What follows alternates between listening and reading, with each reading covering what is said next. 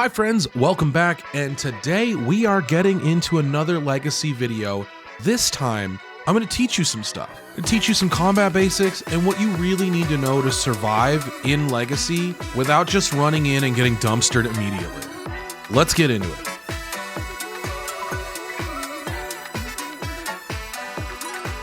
So, in Legacy, you have more defensive options than pretty much every other extraction game. If you come from Tarkov, you know you don't have really any dodging, you just kind of shoot people, and you understand where your positioning is the most important thing. If you come from Dark and Darker, blocking is a little more difficult, especially on high ping, because it is directional and physics-based. So, defensive option a little bit worse, but like some classes like Druid, like Sorcerer, have some blinks, some quick movement, some other options. Rogue has stealth. Now here in Legacy, every single person has a dodge. I highly recommend you place dodge to a button that is very quickly accessible to you. I have it on my mouse 5. It is right on my thumb. If I need to dodge something, I know that directionally I can hit WASD and still be able to hit dodge in the direction that I want to dodge. Rebind that immediately, make it accessible, please. It's so important. It is an iframe and it will save your life. Next, stamina.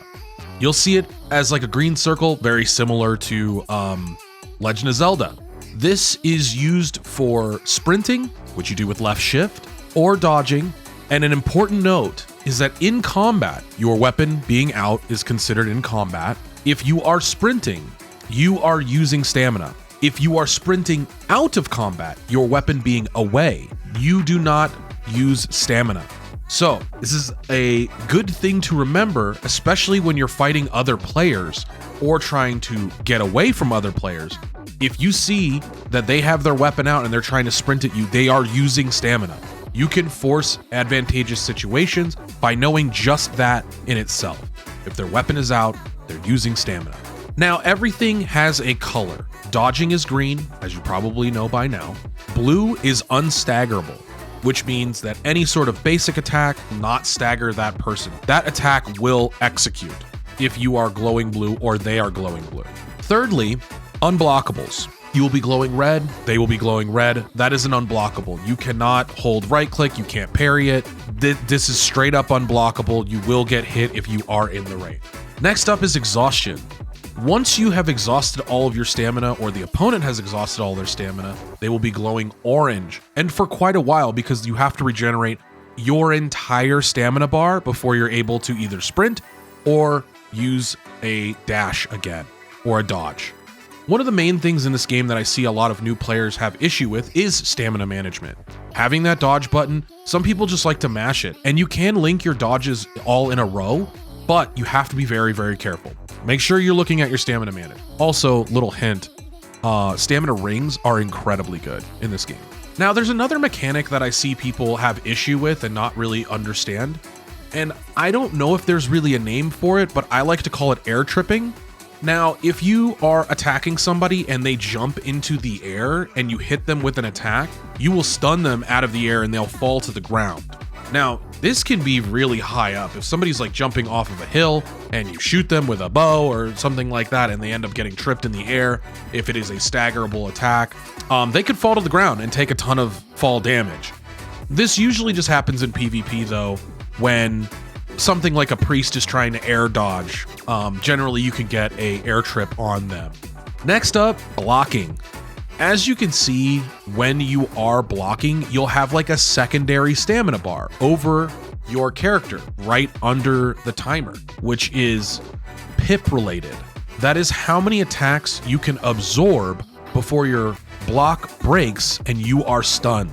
Now, just so you know, if you see a very specific barrier around a priest, they are blocking in that situation. It lasts a certain amount of time. There are a couple different ways to do it. I don't want to get into that super heavy here, but just understand there is other ways to block without holding a block. Rogues usually have a tough time because their block is a parry.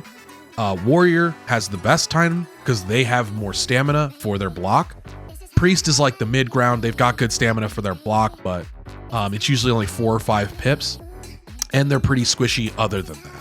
And the most important thing is when you are getting into Legacy, PvE is tough. Make sure that you're ready to dodge. There are only a few attacks that certain mobs do. Goblins usually only have 2 or 3 attacks. Wolves have very specific attack rotations, but they can dodge. Spiders, usually there's a couple that are ranged, or the elite is at least ranged. Skeletons have various different versions. They have a shield skeleton, they have a 2-handed sword skeleton, they have a mage skeleton, they have an archer skeleton.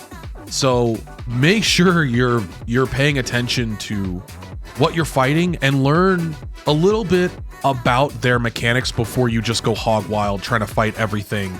Also, you can stagger monsters for the most part. Elites cannot be staggered and bosses cannot be staggered.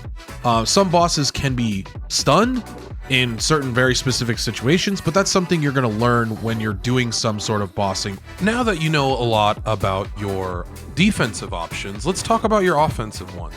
All melee weapons will usually have a stagger string or a string of attacks that initiate a stagger on an opponent if they are in a staggerable state, which is most of the time. There are certain situations when you stagger or stun someone enough that they go immune to it, in which they will glow yellow. It is similar to the orange glow from being out of stamina, so keep an eye on it. It's hard to see the difference, and it's usually pretty rare that you'll see it, unless you're running with a priest and a warrior and a rogue, and you all just stun the same target and do enough damage to force that situation. But your LMB string in melee usually staggers. Your LMBs in range, like the priest greatstaff or the hunter's bow attacks, usually do not fully stagger a monster, or if they do, it's very, very slight.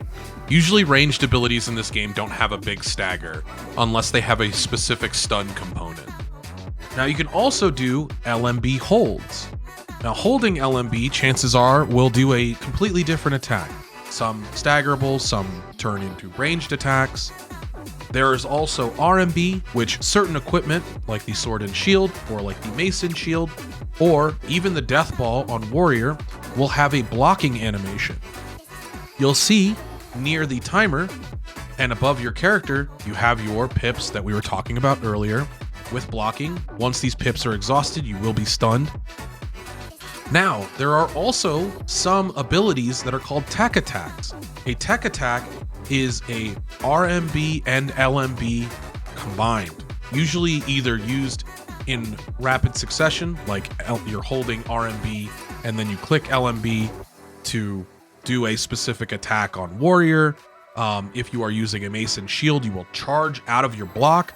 If you are playing sword and shield on priest, you will grow angel wings and you will like wing buffet the attackers backward and slow them with a snare.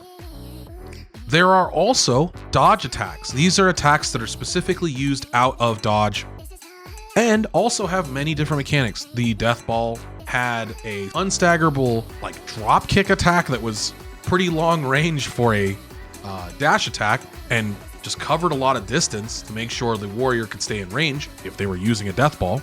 It's useful to know what is all available in your kit. There's even airborne attacks that have different animations that do different things. For instance, the sword and shield priest attack in the air is a large lunge forward into a separate attack. This is incredibly useful for closing the gap and staggering opponents that are, say, out of stamina. It's a great, this ability I think needs to be nerfed to the ground, but it's pretty insane. Think of Legacy as having almost a fighting game-esque style depth of defensive and offensive options. One of the main reasons why I really like Legacy as a PvP game. You have a lot of options, and there's not going to be a ton of one-shots unless you're doing like 3v3 PvP. And you've got a lot of options, man. Options are so important for decision making and progressing any sort of fight against an opponent. All right, I just wanted to touch on that to give you some information on how to approach Legacy and give you maybe a leg up against people that aren't really invested and want to just break into it themselves, which is a good thing. but I do want to make sure that you enjoy the game as best you can so that you come back and want to keep playing. Thank you guys for checking out this video. We'll be back in the next one with a whole breakdown of PvE, where to find keys, where to find specific loot, and boss locations, the difference between a boss and an elite, and regular mobs and what they can drop. Thank you, friends. Follow me on Twitch, twitch.tv/DJ Montague. I appreciate you so much. Like, comment, subscribe. If you want to learn anything and you want to comment below about what you want to learn about Legacy, let me know. I'm here to help. I want to help you enjoy the game as best you can. See you in the next one. Peace.